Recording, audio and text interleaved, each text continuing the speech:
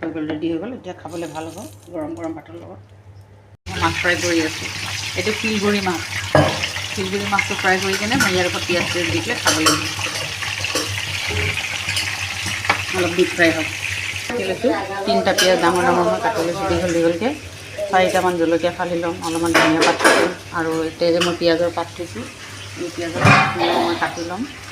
কাটি পেলাই মই মাছ ফ্ৰাইটো ৰেডি কৰিম। পাতল এখন পাৰি দিলোঁ, গেছটো কমাই দিওঁ।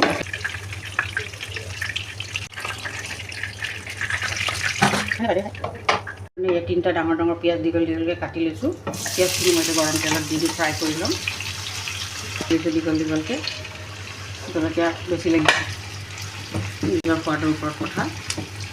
টমেটো আধা ভজা কৰি ল'ম পিঁয়াজটো। এটা অকণমান নিমখ আধা চামুচ দি দিলোঁ। কিমানখিনি লাগে নিজৰ সোৱাদৰ ওপৰত কথা নিমখটো। এতিয়া ভজা হ'ল, বেছি মচমচীয়া হ'ব নালাগে, পিঁয়াজখিনি অলপ ঢিলা ঢিলা হ'ব লাগে। তাৰপাছত মই এই পিঁয়াজৰ পাত ওপৰত দি দিওঁ। তাৰপাছত ধনিয়া কাটি ৰাখিছিলোঁ, ধনিয়াখিনিও দি দিলোঁ ওপৰত। দি পেলাই এতিয়া আমাক অকণমান লৰাই পেলাই নমাই দিওঁ।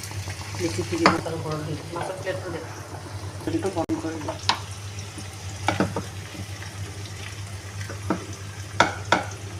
মাছৰ ওপৰত এনেকৈ সজাই পেলাই দিওঁ। আপুনি যদি বিচাৰে অলপ টেঙা খাবলৈ অকণমান নেমু চেপি দিব পাৰে ওপৰত। মই নেমু নিদিওঁ এতিয়া।